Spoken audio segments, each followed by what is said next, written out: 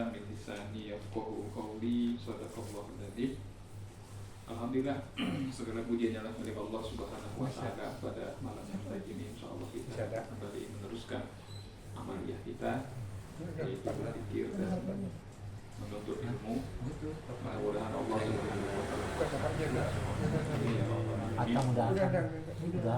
Salawat dan juga salam semoga terlimpah kepada Nabi kita Nabi Muhammad sallallahu alaihi wasallam, kepada segenap ahlul bait beliau, kepada seluruh sahabatnya, dan mudah-mudahan kepada kita semua seluruh umat. Alhamdulillah, Bapak-bapak jamaah yang dirahmati Allah, pada malam yang mulia ini kita dapat bersilaturahim ke kediaman dari Pak Adi. Ya. Mudah-mudahan Sahibul Bait dan keluarga besarnya selalu dilimpahkan keberkahan. Dalam segala urusannya diberikan kemudahan. Maaf Pak Ustaz, tadi ada titipan istri saya itu di kertas-kertas.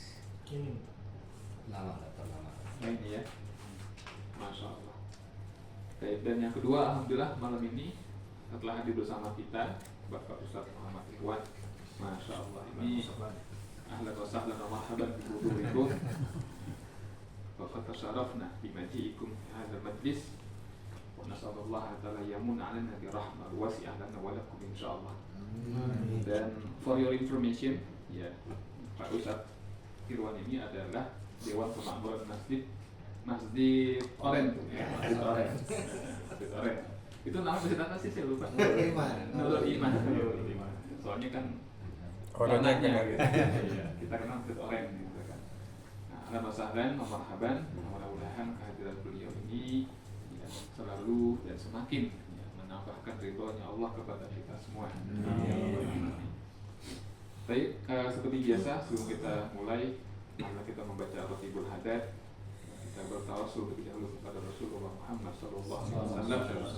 Kita hadiahkan pahala kepada orang-orang tua kita, guru-guru kita, kerabat kita, sahabat kita yang hidup maupun yang telah wafat, dan juga khususan kepada ahlul bait daripada Sahibul Bait pada malam hari ini, itu almarhum Bapak Anwar bin Fulan dan almarhumah Ibu Marniati binti Anwar, serta untuk kesehatan dan keafiatan dari Ibu Yusma. Jusma. Ya. Siapa yang Ibu Yusma? Mertua. Oh, mertua. Mertuanya Pak Adi berarti ya. Ya. Ibu Jusma. Mudah-mudahan Allah Subhanahu wa taala selalu melimpahkan kesehatan yang afiat, yang taufik dan hidayah. Begitu pula kepada kita semua, anak-anak kita, semoga menjadi generasi yang soleh dan solehah, bahkan iman Islam kita hingga akhir hayat. Ala hadhihi niyyah wa ala kulli niyatin solehah. Wa ila hadratin nabiyina Mustafa Muhammadin sallallahu alaihi wasallam. Wa ila hadrati ikhwanihi minal anbiya'i wal mursalin wal awliya'i wasyuhada'i wassalihin wassahabati tabi'in wa tabi'i tabi'in ulama wal 'amil jamil malaikatil muqarrabin, khususan ila hadrati sayyidina Syekh Al-Qadir Al-Jalani radhiyallahu anhu, thumma al-fatihah ila sadatina sufiyya ila makan wa hadas arwahum wa ila masyayikhina wa usulina wa furu'ina wa kulli man haqqun 'alaina. ونسأل الله بها العون والعافية والسلامة والتوفيق والهداية، ونسأل الله بها كل خير ونفع بها من كل شر وضير بسر الفاتحة. أعوذ بالله من الشيطان الرجيم. بسم الله الرحمن الرحيم. الحمد لله رب العالمين الرحمن الرحيم مالك يوم الدين. إياك نعبد وإياك نستعين اهدنا الصراط المستقيم صراط الذين أنعمت عليهم غير المغضوب عليهم ولا الضالين. آمين. Mari kita baca ratibnya. A'udzu billahi minasyaitonir rajim. Bismillahirrahmanirrahim. Alhamdulillahirabbil alamin arrahmanir rahim maliki yaumiddin.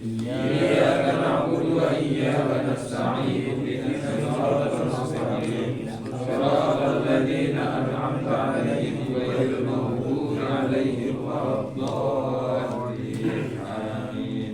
Allahumma la ilaha illa huwal hayyul qayyum la ta'khudhuhu sinatun wa la nawm lahu ma fis samawati wa ma fil ardh man dhal ladzi yashfa'u 'indahu illa bi'idhnihi ya'lamu ma baina aydihim wa ma khalfahum wa la yuhituna bi shay'in min 'ilmihi illa bima sha'a wa wasi'a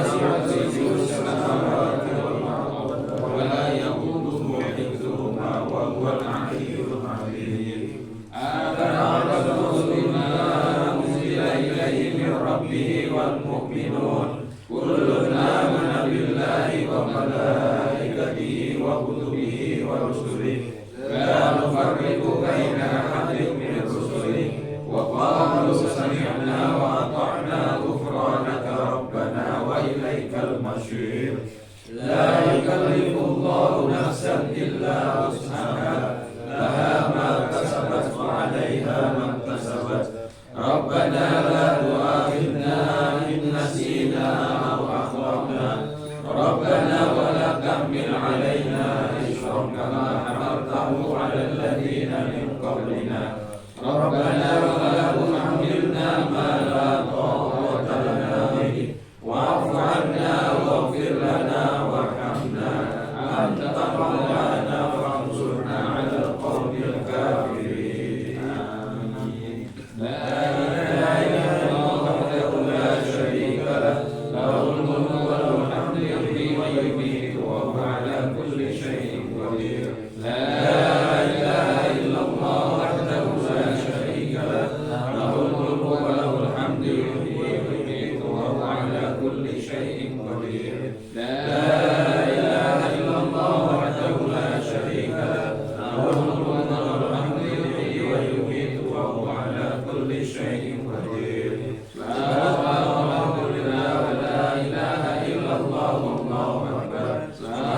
Alhamdulillah wa la ilaha illallah wallahu akbar. Subhanallah walhamdulillah wa la ilaha illallah wallahu akbar. Subhanallah bihamdihi subhanallahil azim. Subhanallah bihamdihi subhanallahil azim. Subhanallah bihamdihi subhanallahil azim. Rabbana ighfir lana wa tub 'alaina innaka antat tawwabur rahim. Rabbana ighfir lana wa tub 'alaina innaka antat tawwabur rahim. Rabbana ighfir lana wa tub 'alaina innaka antat tawwabur rahim. Allahumma shalli 'ala Muhammad. Allahumma shalli 'alaihi wa sallim. Allahumma shalli 'ala Muhammad. Allahumma shalli 'alaihi wa sallim. Allahumma shalli 'ala Muhammad. Allahumma shalli 'alaihi wa sallim. A'udzu bika bi'izzatika tammati min syarri ma khalaq. A'udzu bika bi'izzatika tammati min syarri ma khalaq. A'udzu bika bi'izzatika tammati min syarri ma khalaq. Bismillahirrahmanirrahim. La yadurru ma'a ismihi syai'un fil ardi wa la fis samaa'i wa huwas samii'ul 'aliim. Bismillahirrahmanirrahim. La yadurru ma'a ismihi syai'un fil ardi wa la fis samaa'i wa huwas samii'ul 'aliim. Bismillahirrahmanirrahim. La yadurru ma'a ismihi syai'un fil ardi wa la fis samaa'i wa huwas samii'ul 'aliim. Radina billahi wa bil islami dinan wa bi Muhammadin nabiyya. Radina billahi rabba wa bil islami dinan wa bi Muhammadin nabiyya. Radina billahi rabba wa bil islami dinan wa bi Muhammadin nabiyya. Bismillah walhamdulillah wal khairu wasyarru bi masyiatillah. Bismillah walhamdulillah wal khairu wasyarru bi masyiatillah. Bismillah walhamdulillah wal khairu wasyarru bi masyiatillah. Amanna billahi wal yawmil akhir tubna ila Allahi batinan wa zahira. Amanna billahi wal yawmil akhir tubna ila Allahi batinan wa zahira. Amanna billahi wal yawmil akhir tubna ila Allahi batinan wa zahira. Ya Rabbana wa'fu 'anna wa kulladhi kana minna. Ya Rabbana wa'fu 'anna wa kulladhi kana minna. Ya Rabbana wa'fu 'anna wa kulladhi kana minna. Ya dzal jalali wal ikram misna 'ala dinil Islam. Ya dzal jalali wal ikram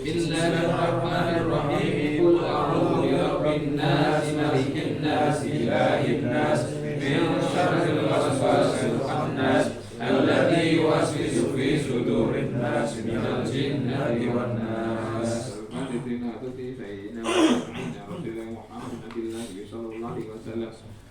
وأزواجه وأولاده وبناته وأهل بيته طيبين وأصحابه طاهرات وأصحابه طاهرين وأصحابه الأخيار وأمته المختار وإلينا ورسلنا وفروعنا وكل من حق علينا بسر الفاتحة. أعوذ بالله من الشيطان الرجيم. بسم الله الرحمن الرحيم. الحمد لله رب العالمين مالك يوم الدين. إياك نعبد وإياك نستعين اهدنا الصراط المستقيم صراط الذين أنعمت عليهم غير المغضوب عليهم ولا الضالين. آمين. الفاتحة إلى حضرة سيدنا علي الفقيه المقدم محمد بن علي العلوي ورسله وفروعه وجميع سادتنا علي بعلوي أن الله تعالى يقدس أرواحهم في الجنة والنار وذرائهم يعيد علينا من بركاتهم وأنوارهم وعلومهم في الدين والدنيا والآخرة. ثم الفاتحة إلى صاحب راتب الحداد عبد الله بن علوي الحداد.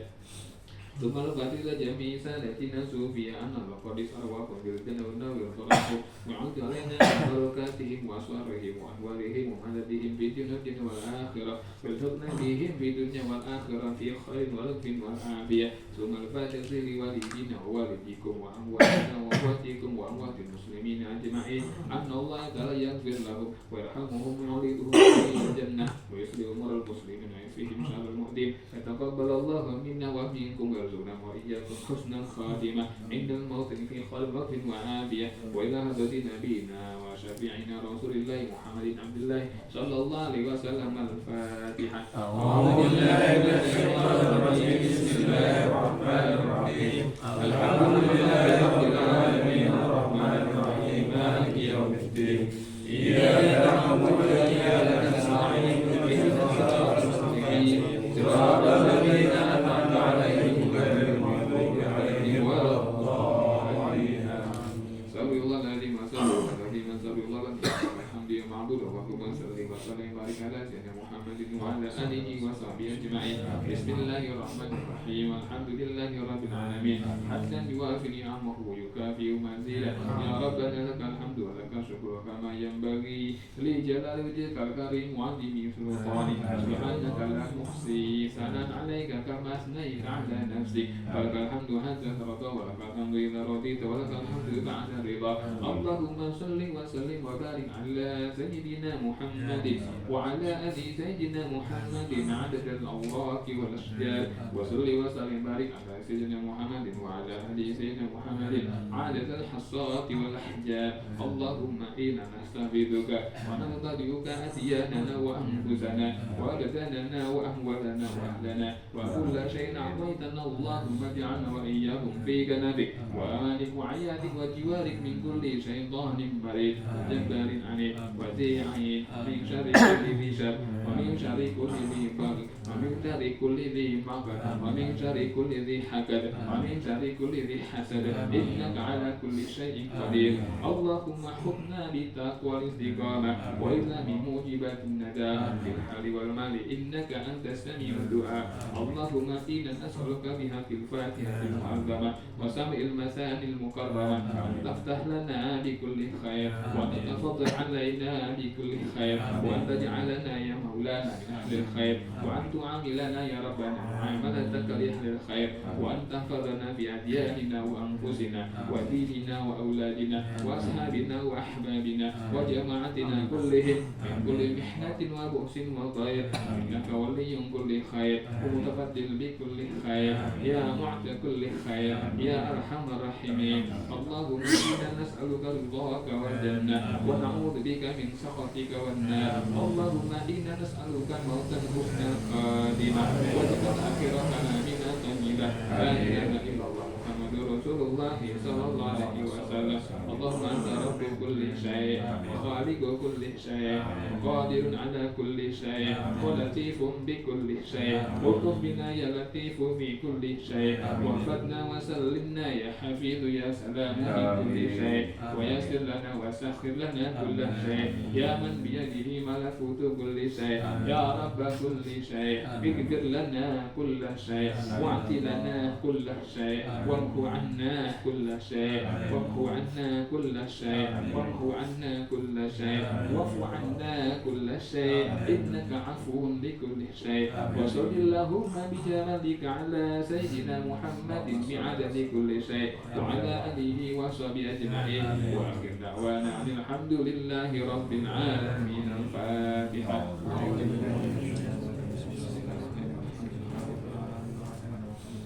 Ar-Rahmanir-Rahim. Ihdinas siratal mustaqim, siratal ladzina an'amta 'alaihim ghairil maghdubi 'alaihim waladdallin. Amin. Qul insyaallah amin. Bismillahirrahmanirrahim. Qala al-musannifu rahimahullahu ta'ala wa nafa'ana bihi wa ulumihi fid dharain amin. Wa qala al-Imam An-Nawawi rahimahullahu ta'ala aidan fi kitabih al-Adhkar ya'lam anna al-hamda mustahabbun fi ibtida'i kulli amrin li balik fa yustahabbu ba'da al-faraghi min at-ta'ami wash-sharabi wal-utas wa 'inda khidbatil mar'ah wa huwa talabu zawajiha wa kadha 'inda nikah wa 'inda khuruji min al-khala'. Telah berkata Al-Imam An-Nawawi rahimahullahu ta'ala aidan halnya juga fi kitab al-Adhkar dalam kitab al-Adhkar An-Nawawiyah. I'lam ketahuilah annal hamda sesungguhnya memuji atau pujian kepada Allah itu mustahabun merupakan perkara yang mustahab fi ibtida'i kulli amrin li balin di dalam memulai setiap perkara yang baik. Yustahabbu ba'dal faraghi min at-ta'ami wasyarab. Maka juga mustahab mengucap alhamdulillah atau memuji Allah ba'dal faraghi min at-ta'am, setelah selesainya kita ini makan, wasyarab atau selesai juga meminum. Wa 'inda khitbatil mar'ah, dan juga pada saat kita mengkhitbah perempuan. Wa kadza 'inda nikah, begitu pula dimustahabkan atau dianjurkan untuk memuji Allah inda nikah, ketika menikah. Wa indal khuruji minal khala, dan ketika keluar dari khala, ya maaf WC gitu ya. Jemaah dirahmati Allah Subhanahu wa taala, masih pembahasan kita dari kalimat-kalimat di dalam Ratibul Haddad, di mana di antara kalimat yang kita baca adalah bismillah walhamdulillah wal khairu wasyarru bi masyiatillah. Dengan nama Allah, walhamdulillah, dan segala puji bagi Allah, wal khairu, dan kebaikan, wasyarru, dan kejelekan itu bi masyiatillah. Semuanya terjadi dengan kehendak dari Allah. Kita telah membahas tentang bismillah. Lalu pada pertemuan yang lalu sudah mengupas sedikit tentang alhamdulillah. Sekarang kita lanjutkan. Di sini musannif kitab ini mengutip daripada pandangan Imam An-Nawawi rahimahullahu taala. Dalam khazanah keilmuan mazhab Syafi'i ada dua sosok Nawawi yang dikenal luas ya di dalam dunia Islam, khusus pada masalah fikih Syafi'iyah. Yang pertama adalah Imam Nawawi, yang kedua adalah Syekh Nawawi. Yang satu orang Arab, yang satu lagi orang Jawa, orang Banten, ya kan? Tanara, yaitu Syekh Muhammad Nawawi, ya bin Umar Al-Jawi At-Tanari Al-Bantani. Itu Syekh Nawawi. Kalau yang di sini Imam An-Nawawi, penulis kitab Riyadhus Shalihin, ya, Majmu' Syarah Muhadzab. Imam Nawawi ini adalah ulama yang luar biasa dalam mazhab Syafi'i ya. Karena beliau itu mendapat julukan salah satunya adalah Syekhul Islam. Syekhul Islam. karena keilmuannya luar biasa. Dan julukan itu bukan beliau yang menyematkan, tetapi orang-orang yang sezaman dengan beliau, murid-muridnya, bahkan rival-rivalnya, rival secara ilmiah. Nah, ada dalam hadis, ilmu hadis kita kenal istilah syaikhani. Ada hadis misalnya nanti rawahu syaikhani, riwayatnya adalah dua orang syekh, dua orang guru besar. Nah, dalam ilmu hadis disebut syaikhani itu adalah Imam Bukhari dan Imam Muslim. Dalam mazhab Syafi'i, kalau disebut syaikhani, dua syekh, maka maksudnya adalah yang pertama Imam An-Nawawi yang ini, dan yang kedua adalah Imam Rafi'i. Jadi dua orang sebut dua syekh. Jadi nanti urutannya kalau menurut Syafi'i itu yang pertama kita nukil adalah pendapat Imam Syafi'i. Habis itu pendapat Syaikhani, yaitu Imam Nawawi dan Imam Rafi'i. Nanti turun baru Imam Ibnu Hajar. Itu urutan-urutan gitu tuh.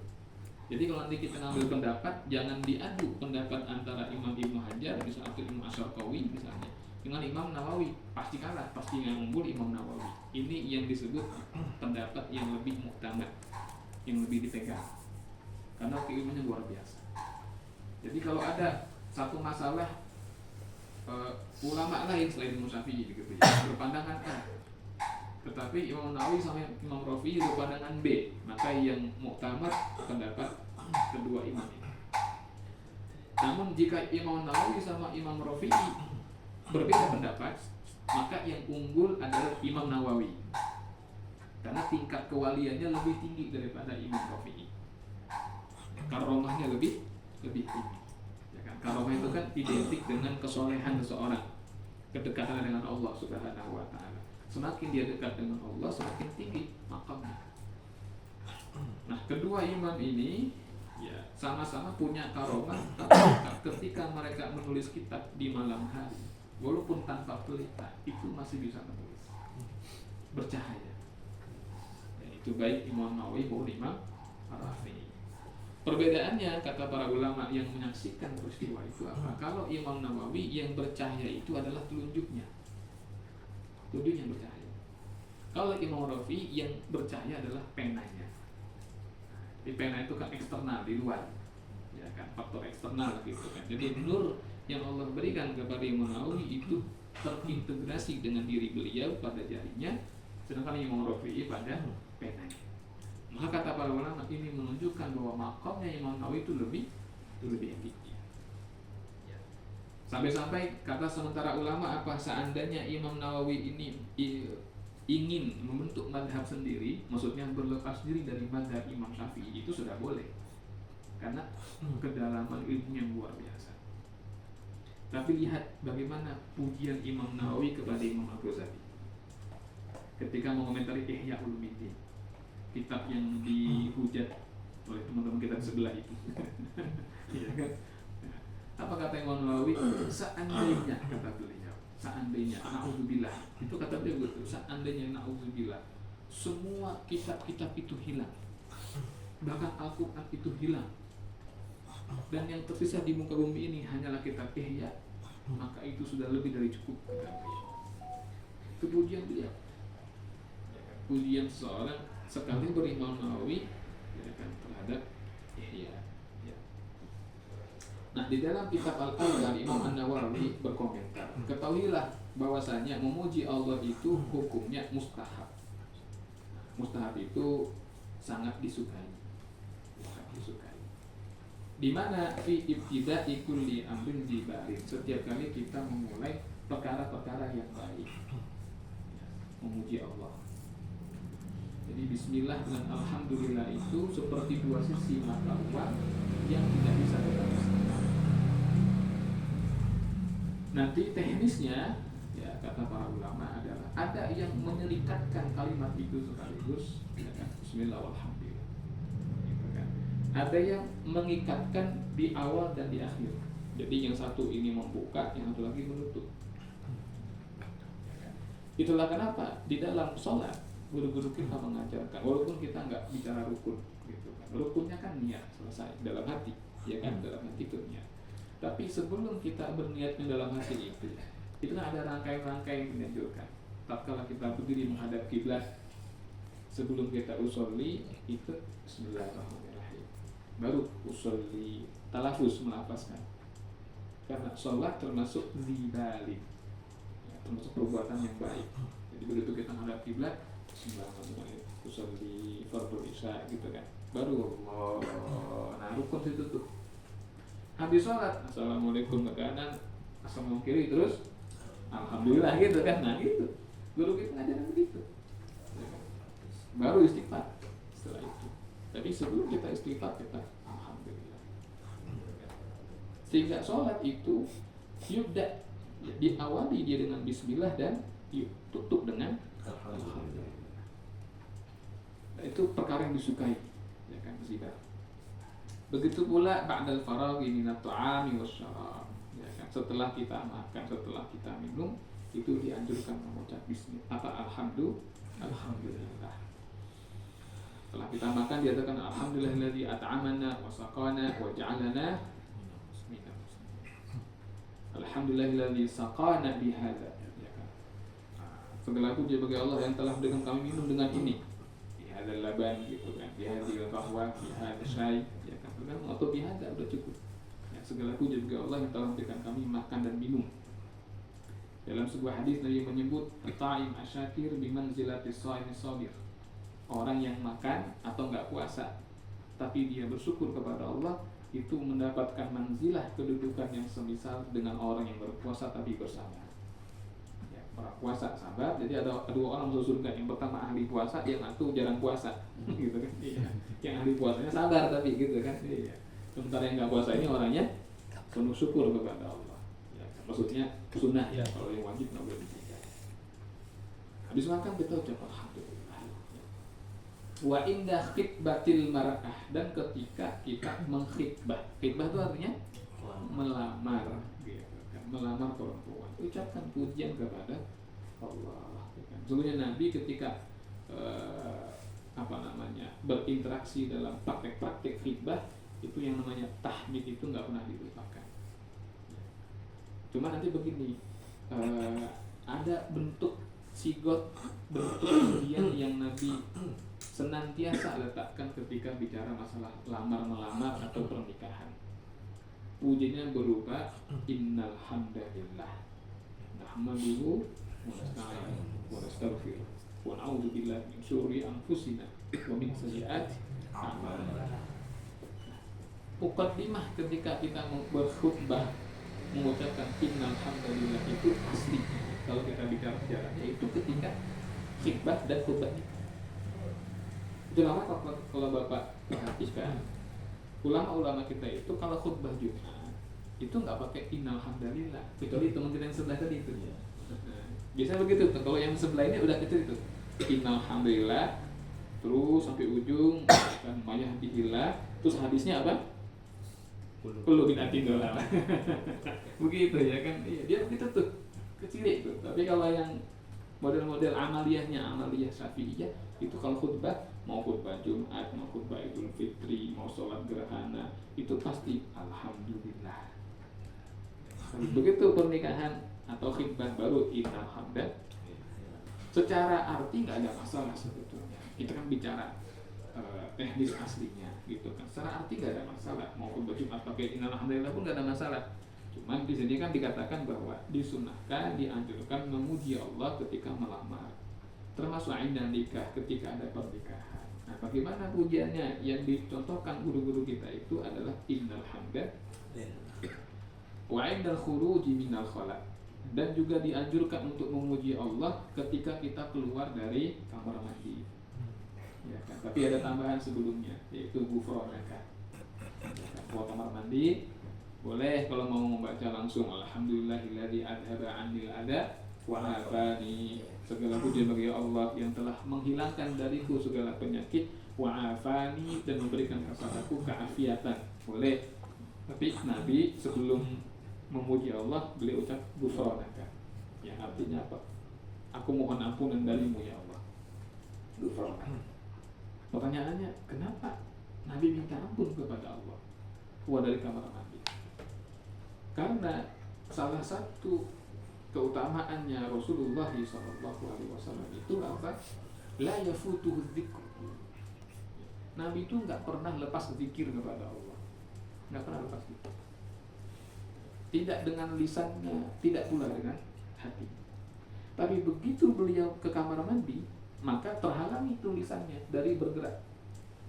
Jadi dalam tanda kutip Nabi mingkem, tapi lidahnya bergerak di tempat lain, gitu kan. Tapi begitu di kamar mandi, maka yang diizinkan itu adalah hanya zikir paling pakai hati aja. Itu pun dengan taat, dengan menjaga adab. Jangan sambil naak, BAB hatinya enggak Allah. Enggak begitu juga gitu kan. Iya. Walaupun lidahnya enggak gerak gitu kan, enggak begitu. Ada adabnya.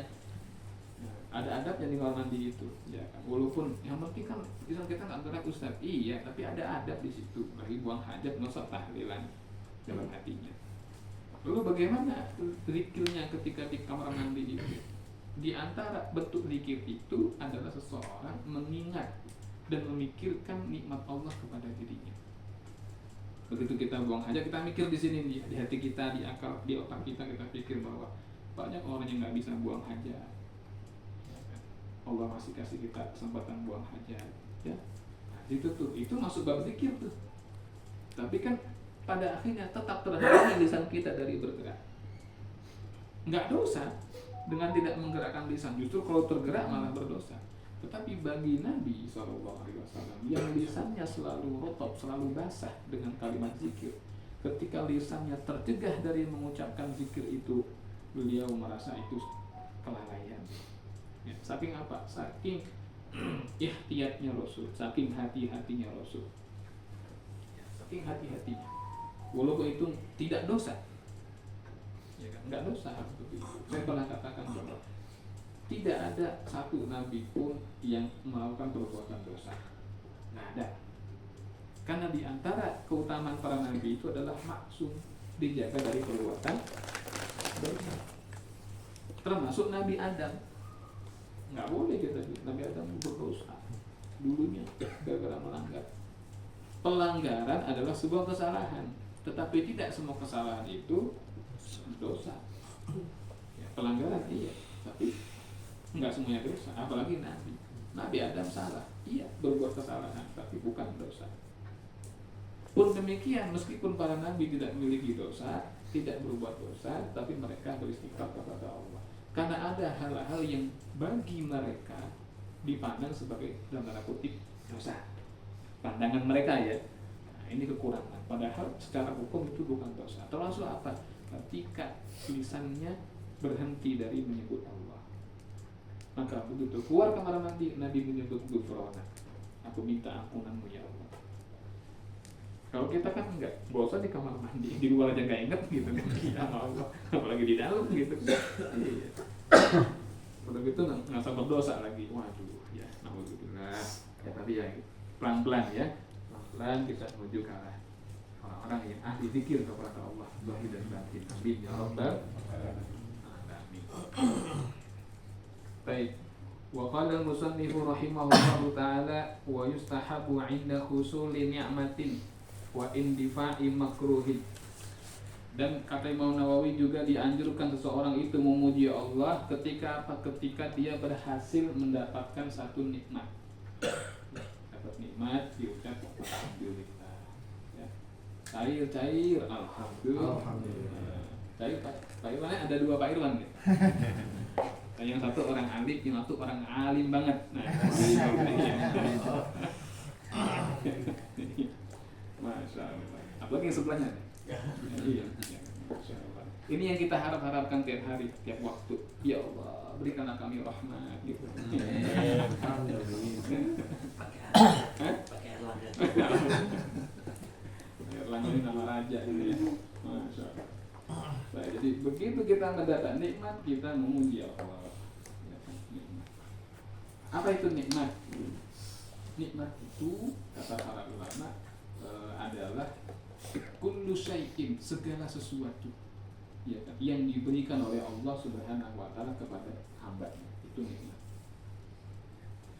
Nanti kalau nikmat itu bermanfaat, ya bermanfaat, bisa dia manfaatkan, maka dia bergeser sedikit menjadi rizki. Di rizki itu bagian dari nikmatnya Allah Subhanahu wa taala. Tapi tidak semua nikmat Allah itu berupa rizki. Sama kayak nanti rizki dibagi lagi, bahwa materi itu bagian daripada rizki. Tapi rizki tidak hanya materi, ada rizki maknawi, kata marhum Imam Asy'arawi, ya kan? Ada rizki yang maknawi, ya, berupa apa? Misalnya semangat untuk berbuat taat, itu rizki juga. Ya kan? Karena nikmat itu adalah segala sesuatu yang Allah beri, ya, maka nikmat itu Allah berikan kepada semua makhluknya, hatta iblis, laknatullah alaihi, itu juga dapat nikmat dari Allah. Orang kafir Fir'aun dapat nikmat dari Allah, Namrud dapat nikmat dari Allah. Tapi tidak semua orang yang mendapat nikmat itu Allah berikan taufik. Nah, ketika nikmat itu dapat kita gunakan atau Allah berikan kemampuan untuk menjadikannya sebagai sarana berbuat taat, maka itu namanya taufik. Maka secara harfiah taufik itu artinya apa? Cocok, kecocokan. Nikmat dari Allah yang bertaat kepada Allah, kan cocok tuh akur. Nah, berarti itu dapat taufik, gitu kan. Jadi yang kita minta jangan hanya nikmat. Kalau berilah kepada kami nikmat, jangan hanya berhenti di situ. Berikanlah kepada kami nikmat dan berikan kepada kami taufik dengan nikmat itu. Itu yang kita minta kepada Allah. Nah, di antara perkara-perkara yang dapat mengundang datangnya taufik Allah seiring dengan nikmat itu adalah apa? Ketika seorang hamba memuji Rabb-nya. Contoh misalnya begini. Semoga ini enggak enggak menyinggung gitu ya, enggak menyinggung. Ada seseorang misalnya dapat mobil baru, nikmat kan tuh. Tapi ada nggak orang yang begitu dapat mobil terus nyesel? Ada nggak? Ada. Ketika mobil itu dalam tanda kutip ya, setelah pemakaian mendatangkan sesuatu kepada dirinya. Misal naik mobil, anaknya minjem, atau deng meninggal, kecelakaan di jalan tol. Kata bapaknya apa? Coba nggak ada mobil. Nah gitu kan. Mungkin kalau kita nggak punya mobil, kan gitu kan, dia nyesel tuh dia nikmat. Tadinya nikmat itu senang banget dia terimanya, tapi ternyata nikmat yang diterima itu kadang-kadang memiliki, kalau obat itu efek samping. Ya, orang dapat nikmat kadang-kadang ada efek sampingnya. Beda sama kenikmatan surgawi. Makanya kata para ulama, nikmat surgawi itu satu tidak membosankan, kedua nggak ada efek sampingnya. Itu beda. Tapi kalau nikmat duniawi itu satu pasti membosankan, yang kedua apa? Pasti ada efek samping, pasti. Kita makan apa? Misalnya makan durian, enak itu nikmat. Ada efek sampingnya? Ada. Iya kan? Sangat dianjurkan, kalau darah tinggi sangat dianjurkan untuk tidak memakannya. Iya. Ada efek samping. Di surga nggak ada efek samping. Ya, nggak ada. Semuanya khair. Ya, kan? Semuanya baik, afiat semua. Makanya salah satu cara untuk mengundang agar nikmat tadi tidak menimbulkan keburukan dan nikmat tadi dapat kita manfaatkan untuk taat adalah apa? Selalu melibatkan pujian kepada Allah. Termasuk bab pemujian kepada Allah adalah orang itu mengakui bahwa bukan dirinya yang bisa mendatangkan nikmat, bahkan bukan dirinya yang jadi sebab datangnya nikmat. Setiap sebab itu ada yang menjadikannya, yaitu Allah. Maka ketika Nabi Sulaiman mengakui hadza min fadli rabbi, ini keutamaan dari Tuhanku. Nah, inilah keutamaan dari Tuhanku, bukan dari diri beliau. Syariatnya ada padahal beliau ditawarkan mau wanita, mau tahta, atau mau ilmu. Itu kan syariatnya kan. Beliau pilih ilmu. Karena Nabi Sulaiman memilih ilmu, maka Allah berikan tahta, Allah berikan tahta. Itu syariat tuh, bahwa ada ilmu. Tapi syariat itu sama beliau nggak dianggap. Ini dari Allah semua. Jadi sama sekali nggak dianggap syariat. Dilakoni harus, tetapi ketika menghasilkan sama sekali tidak ada di dalam pikiran, dalam hati beliau bahwa itu karena syariat ilmu yang beliau miliki. Bedakan sama Qarun. Ketika Qarun itu mendapat harta yang banyak, apa kata dia? Innama utituhu ala ilmin indi. Aku mendapat harta yang banyak itu karena ilmu. ala ilmin indi, karena ilmu yang aku punya, katanya gitu Pak. Ya, karena ilmunya itu redaksinya luar biasa tuh. Ala ilmin indi, karena ilmu yang aku punya. Dia nggak nyebut dari Allah, padahal yang ngajar ilmunya adalah Nabi Musa alaihissalam. Ya, atas perintah Allah. Ya kan, ilmu yang sekarang hilang. Kalau ada yang nemu rumusnya boleh dibagi. Bikin cairan, disiram ke batu jadi emas. Waduh, ya kan, ilmunya. Gimana itu kitabnya gitu kan? Dia lupa kepada Allah. Ya. Maka beliau di sini Imam Nawawi mengatakan memuji Allah, ya itu dianjurkan pada setiap kali kita mendapat nikmat, wa in difa'il makruh, dan setiap kali kita ini tertolak dari hal-hal yang kita nggak sukai. Ya kan, alhamdulillah, alhamdulillah. Orang tua kita dulu sering mengajarkan apa? Sering nyebut masih untung, ya kan? Kalau kecelakaan kakinya patah masih untung. Iya. Alhamdulillah masih untung, cuma kaki mati. Nah, untung terus pokoknya. Udah untung ya. Mati pun masih untung. Masih untung. Mati. Untung mati coba kalau cacat ini sengsara. Iya, masih untung, ya kan? Masih untung. Jadi nggak ada ruginya. Indifa'al makruh, karena dibalik datang satu musibah yang kecil itu kadang-kadang untuk menolak musibah yang lebih besar. Kadang begitu. Bagi para wali makomnya luar biasa. Kalau kita kan menolak yang nggak kita sukai, tapi wali-wali Ya. Allah, Terus aja. tapi wali-wali Allah, terutama wali kutub, ya, ini makom yang luar biasa. Mereka malah meminta datangnya bala tersebut. Demi apa? Demi menolak bala yang lebih besar. Dalam satu kampung nih mau diazab sama Allah. Mau diazab. Itu yang namanya wali kutub itu diberitahu dulu. Di kampung ini mau diazab. Ada berapa orang di situ? Ada 2 juta orang misalnya. Berapa yang mati? Semuanya mati. Laki, perempuan, tua, muda. Nah, peduli mau Islam mau kafir.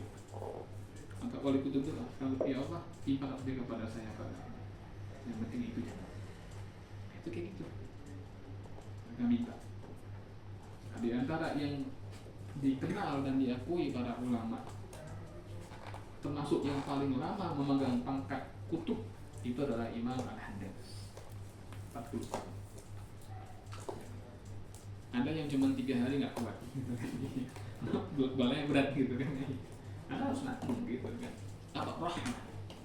Jadi orang-orang seperti itu yang sudah dekat dengan Allah lebih senang mereka yang menanggung kepedihan itu daripada umat. Karena cintanya kepada Rasulullah Muhammad SAW. Nah, di antara perbuatan yang paling disukai adalah menjaga umat Nabi Muhammad SAW, menyenangkan hati mereka dan menjaga mereka dari segala buruk. Silakan Mas. Wa yustahabu aidan fi ibtida'il kutubil musannafah, dan disunahkan juga kata Imam Nawawi apa mengucap alhamdulillah atau menuliskan alhamdulillah pada setiap kitab-kitab yang kita tulis. Itu dianjurkan tuh. Makanya misalnya kalau kita lihat di apa di Imriti misalnya ya, Nahwu tuh, ya kan Muqaddimah itu, ya kan alhamdulillahilladzi qad wafaqa ilmi khairi khalqihi walituqa hatanna hasbuhum linahwihi famin ali bisya'nihi lam tahwihi. Alhamdulillah dulu tuh, bismillah paling atas, lalu bait pertamanya alhamdulillah. Jadi emang itu dianjurkan ya. Jadi kalau kita nulis buku ya kan itu setelah bismillah alhamdulillah, habis itu salawat dan salam kepada Rasulullah SAW. Begitu pula ketika pidato-pidato, sambutan-sambutan, walaupun bukan di acara keagamaan, itu sudah mengakar dalam tradisi orang Islam di seluruh dunia. Dan baru menghadapi penghapusan itu setelah munculnya Mustafa Kemal Atatürk, Turki ketika meruntuhkan khilafah Turki Utsmani. Di antara yang dia tekankan apa? Sudah nggak perlu lagi. Kalau mau pidato cukup yang terhormat begitu. Terus udah nggak perlu lagi nyebut Bismillah, Alhamdulillah, wassalatu wassalam, itu nggak usah. Kalau kita terbiasa tuh, tadinya terbiasa justru dunia Islam itu sampai amma ba'du itu udah biasa. Nah begitu dia muncul, dia hapus itu, dia hapus. Nah, maka ini jangan kita tinggalkan sama orang Islam dimanapun. Mas Dani lagi briefing atau sebenarnya gitu kan, tetap pahami lagi gitu, tetap walaupun di sana ada non muslim nggak apa-apa, nggak usah banyak-banyak. Bismillah, alhamdulillah, wassalatu wassalamu ala rasulillah wa ala alihi wa sahbihi wa ala amma ba'du. Nah, harus begitu, baru yang saya hormati begitu.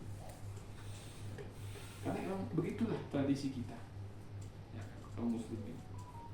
Ikuti bagaimana Rasulullah SAW. Salah satu guru saya itu setiap kali beliau ditanya, beliau begitu. Kita nanya tuh, mau bla bla bla, kata beliau, Bismillah, alhamdulillah, wassalatu, baru jawab. Ada kayak gitu tuh, ya, sampai kayak gitu. Jadi orang-orang yang soleh itu selalu apa ya, walaupun perkara itu tidak wajib, ya, tapi yang sifatnya memuji Allah, memuji Rasul itu sangat-sangat dipegang. Ada salah seorang guru saya itu yang juga apa namanya, karena saking memegangnya apa-apa harus kanan. Jadi kalau pakai baju kan kanan dulu, masuk rumah kanan dulu, masuk ke mobil kaki kanan dulu, gitu kan? Iya. Nah sekarang beliau, kalau kita mobil kita ini setirnya di mana? Di kanan kan? Dia gimana masuknya? Dia muter dulu kanan baru balik sampai kayak gitu. Iya. Kalau nggak bisa dia dari yang kursi sebelah kanan geser baru ke saking apa? Saking menjaganya. Tetap kanan dulu, keluar baru kiri. Gitu kan? Ahli hadis dia, ahli hadis. Ya, udah meninggal almarhum. Terus seperti itu. Jadi mutamasik betul, sangat berpegang teguh ya kepada sunnah ya, dan paling benci sama orang yang menghina Allah ataupun Rasulullah SAW. Itu harus hidup. Wa kana fi darsil mudarrisin wa qiraati talibin. Begitu pula dianjurkan mengucap alhamdulillah setiap kali apa para guru mengajar ya, atau siswa-siswa di dalam membaca kitab-kitab gitu kan. Nah, itu dianjurkan. Pokoknya setiap perkara yang baik ya kita dianjurkan untuk memulai dengan bismillah, lalu mengiringnya dengan alhamdulillah.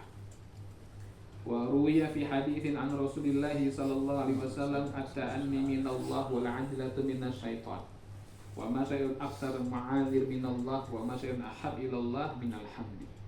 Di dalam sebuah hadis dari sahabat Anas bin Malik, Nabi pernah bersabda yang artinya sikap hati-hati itu dari Allah dan sikap tergesa-gesa itu dari syaitan. Al-'ajlah ya, tergesa-gesa itu dari syaitan. Ta'anni berhati-hati. Dalam hal lain Nabi menyebut bahwa innallaha yuhibbut ta'anni, Allah suka sama sikap hati-hati dan Allah benci dengan sikap tergesa-gesa. Seorang muslim harus menghindari sikap tergesa-gesa dalam segala hal. Misal apa? Tergesa-gesa dalam menerima dan memahami sesuatu. Ada berita datang langsung dibenarkan. Jangan, timbang dulu. Ya, jangan tergesa-gesa langsung kita vonis gitu kan. Wah ternyata emang si anu bejat gitu kan. Nanti dulu, itu terburu-buru namanya. Terburu-buru, tergesa-gesa itu minasyaiton, dari syaitan. Dan agama mencela sikap tergesa-gesa kecuali satu apa? Membayar hutang. Nah itu dianjurkan cepat-cepat. Misalnya apa? Seseorang berkata kepada kawannya, saya pinjam uang dari kamu 1.000 dirham dan saya akan bayar paling lambat gitu kan. Jadi temponya ada, paling lambat misalnya 2 bulan lagi. Deal, selamat. Baru 1 bulan orang yang berhutang ini sudah ada uang 1.000 dirham gitu kan. Nah, bagaimana sikap dia menurut agama?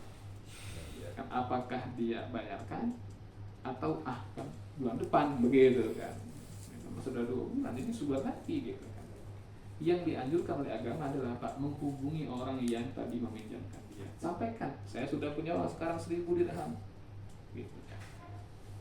Waktu kita masih ada 1 bulan lagi. Bagaimana uang ini? Apakah harus saya bayar sekarang atau boleh nanti? Karena kalau saya mau nanti, boleh nanti, ini saya putar dulu buat bisnis misalnya, buat dagang, atau saya bayar setengah dulu atau gimana gitu kan. Nah itu adanya begitu. Karena boleh jadi sebetulnya orang itu sedang butuh uang, tapi dia mau nagih nggak enak, karena apa? Belum waktunya gitu kan. Maka dianjurkan kata para ulama, kalau sudah punya kemampuan, tanyakan atau serahkan. Itu yang pertama tuh. Tergesa-gesa itu dari setan, kecuali pertama apa? Bayar utang. Cepat-cepat, jangan ditunda-tunda. Begitu ada kasih. Yang kedua apa? Dia perintahkan tergesa-gesa, bukan dari setan. Yang kedua adalah masalah menikahkan anak perempuan. Maksudnya apa? Kalau sudah ada yang suka, sudah ada yang melamar dan kita cocok, ya udah, itu aja. Ya kan? Kalau sudah ada, gitu kan. Ya kalau belum ya jangan. Gitu kan. Kalau sudah ada, sudah ini udah, nggak usah ditunda lagi. Ya. Ini udah datang anaknya ke rumah baik, kita tahu keluarganya, ya kan. Anaknya juga soleh. Toh 5 tahun lagi ya jangan ya kan ya cepet, kalau udah ada cepet. Yang ketiga apa? Tajis, pengurusan jenazah itu disegerakan, kecuali ada maslahat ammah, ada kemaslahatan umum yang tidak bisa tidak sehingga membuat hal itu tertunda.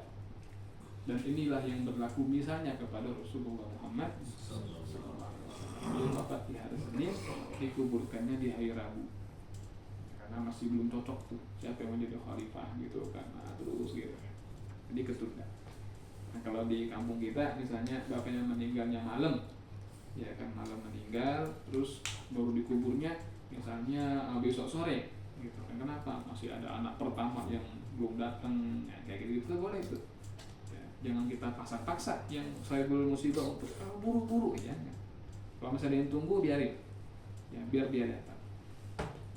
Itu makfu ya, dimaklumi karena ada uzur, ada maslahat yang perlu dipertimbangkan.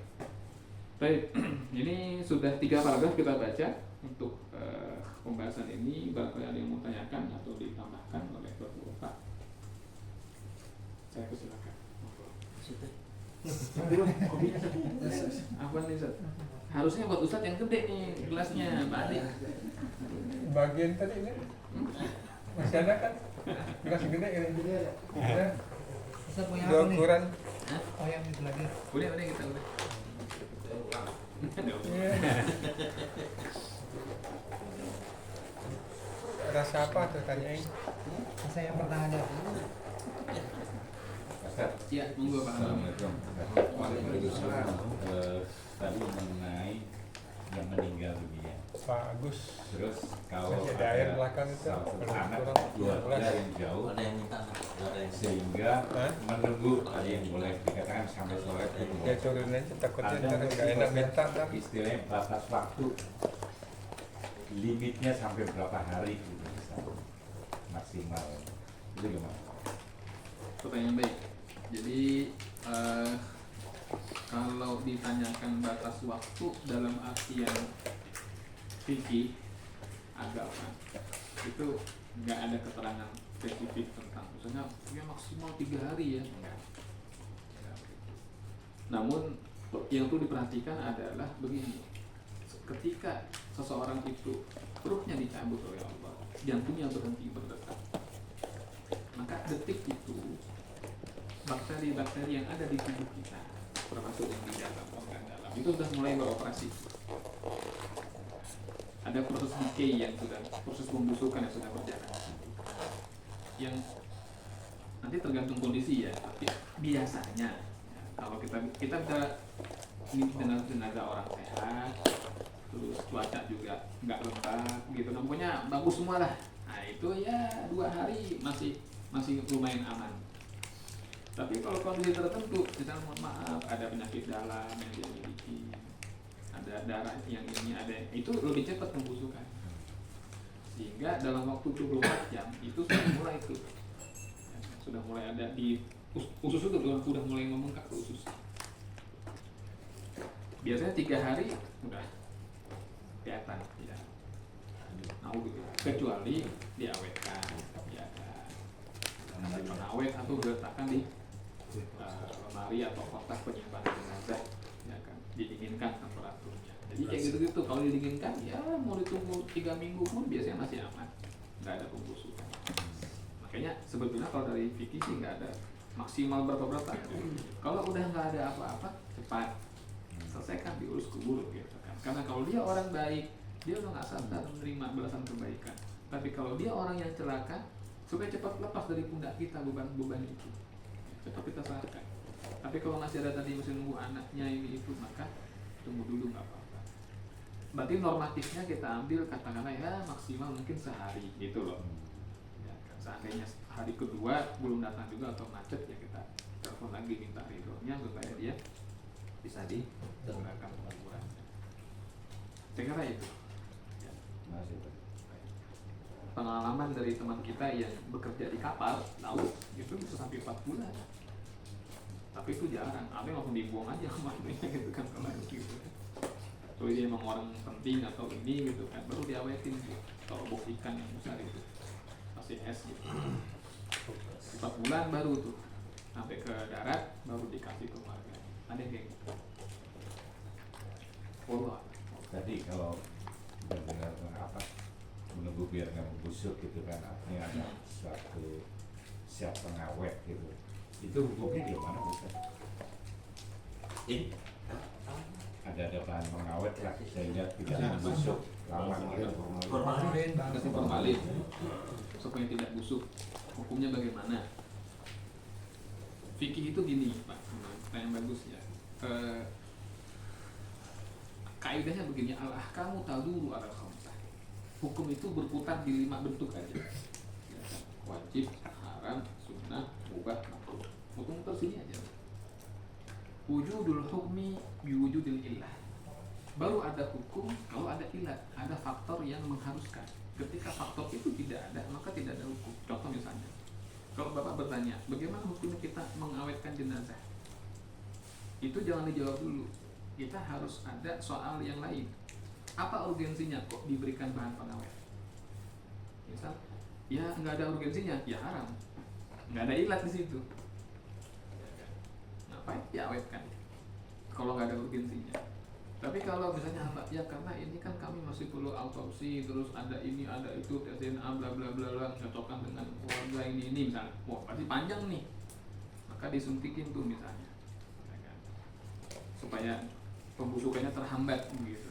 Nah itu nggak bisa dibilang haram. Jadi kita kembalikan kepada untuk apa diberikan pengawetan.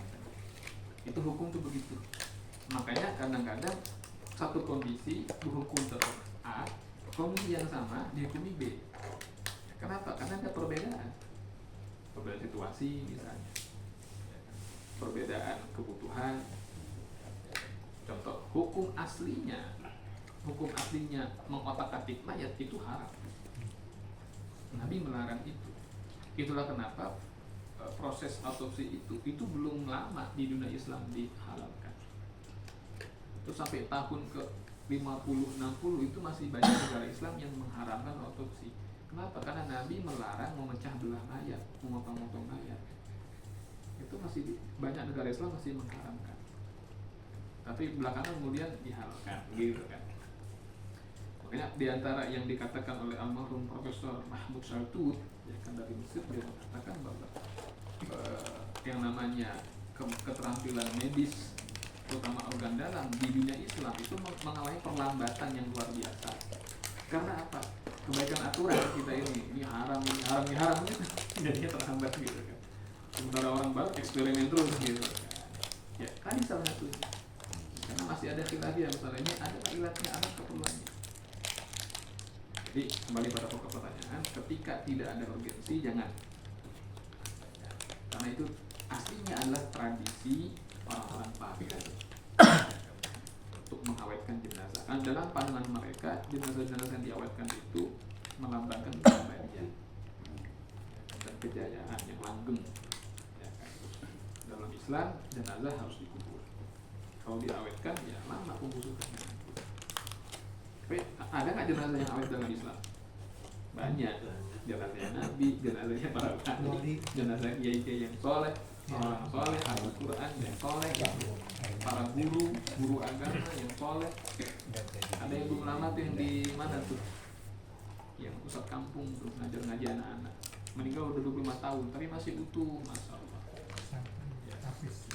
Nggak ada yang nggak habis dia, cuma ngajar ikro aja. Tapi orang soleh. Allah awetkan. Saya kira itu. Allah. Ada lagi? Ya, sebelum Adi. Assalamualaikum warahmatullahi wabarakatuh. Waalaikumsalam. Nyambung pertanyaan tadi, masalah mayat itu jenazah kan katanya kalau udah masuk kubur malam pertama itu langsung ditanya. Terus gimana kalau yang malam pertamanya belum dikubur itu gimana? Soalnya kan saya juga pernah dengar, walaupun dia di rumah tapi tetap ditanyakan, cuman kita yang di luar nggak bakal melihat. Itu gimana ya, Pak, memang berlaku di rumah dia pasti langsung ditanya gitu. Ini pertanyaan berat ya. Pertanyaan berat ini. Katanya malam pertama ya. Kata siapa Pak? Ya, kan, itu yang saya dengar kayak gitu. Jadi malam pertama tuh langsung ditanyakan. Jadi malam pertama itu katanya yang paling berat katanya. Pertanyaan baik. Jadi ada alam kubur, ada lubang kubur atau liang lahat. Alam kubur itu alam barzakh. Itu nggak ada kait mengait dengan liang lahat. Contoh misalnya begini contoh. Ada hadis Nabi, orang yang merobot tanah, ya hati-hati masalah tanah. Itu begitu dia mati, kalau nggak tobat kan zalim berarti dia nih. Itu kan akan dihimpit kan, dihimpit sampai remuk rusuknya kanan kiri ketemu. Gitu. Walaupun liang lahatnya ketika digali 10 meter, tapi kalau secara zahir kita lihat liang lahatnya tidak menyempit. Jadi kehidupan di alam barzakh itu ada, dan itu tidak ada kaitannya dengan liang lahat atau kuburan. Nggak ada kaitannya sama jenazah. Contoh gini, banyak orang yang meninggal tuh nggak ada kuburannya, ya kan? Dibakar, tenggelam, dibuang di luar angkasa gitu kan misalnya. Kalau orang-orang hidup kan di angkasa jadi abu, ditabur lah ke sungai Gangga gitu kan. Apa karena nggak ada jasadnya, nggak ada kuburannya, mereka nggak ada di alam kubur? Kan tetap ada. Jadi ketika ruh itu dicabut oleh Allah, ya kan, berpindahlah dia ke alam barzakh. Dan di alam barzakh itu Allah sediakan bagi dia jasad yang baru, bukan jasad yang di dunia ini. Jasad yang ada di alam kubur itu ada jasad lagi, sehingga tidak kait mengait dengan jasad yang ada di dunia. Misal Firaun kan jasadnya masih kelihatan nih, ya kan bisa kita lihat gitu kan, ada di museum. Apa berarti karena masih di museum malaikat Munkar Nakir bolak-balik ini kapan masuknya gitu kan? Tetap ya digebukin ya gitu kan. Dia dimasukkan ke dalam jasad yang lain. Adapun jasad di dunia itu kan casing dunia. Kadang-kadang Allah tampakkan sebagai untuk pelajaran. Ya, ada yang berbakal, ada yang ini, ada yang itu, ada yang jauh. Itu di dunia. Ketika dia orang soleh, takrim sebagai penghormatan dari Allah. Ketika dia itu orang kafir, maka bentuk ihanah, penghinaan dari Allah kepada dia. Tapi di alam barzakh dia diberikan jasad tersendiri yang cocok dengan lingkungan alam barzakh itu, yang mata kita zahir nggak bisa melihat. Di sanalah mereka sudah ditanyai. Hadis-hadis dari Rasulullah SAW yang bercerita tentang alam kubur itu rata-rata memang hadis ahad, ya kan? Sehingga nanti ada kelompok yang mengingkari itu. Tapi kita orang aswaja menerima hadis ahad tadi selama derajatnya masih sahih atau hasan, baik yang dizati ataupun dikirimi. Itu kita terima. Hadis yang masyhur mengatakan ketika orang terakhir meninggalkan pemakaman 7 langkah, maka ketika sudah dimulai soal Munkar Nakir.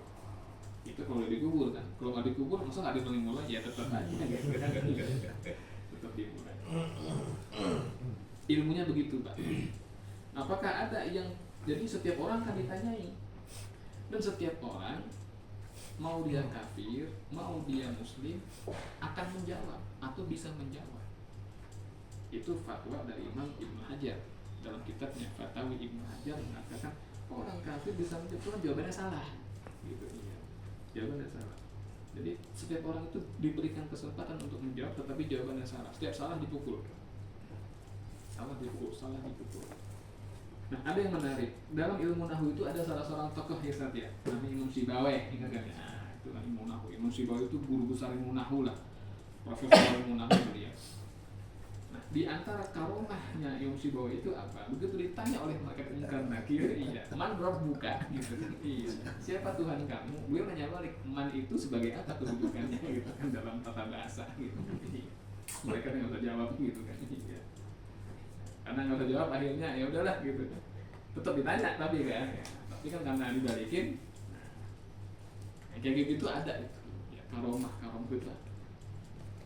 Untuk kita ya ada bocoran dari talqin, begitu dikubur orang tua kita talqin, itu adab kita, bakti kita kepada orang tua, baik orang tua kandung ataupun mertua kita.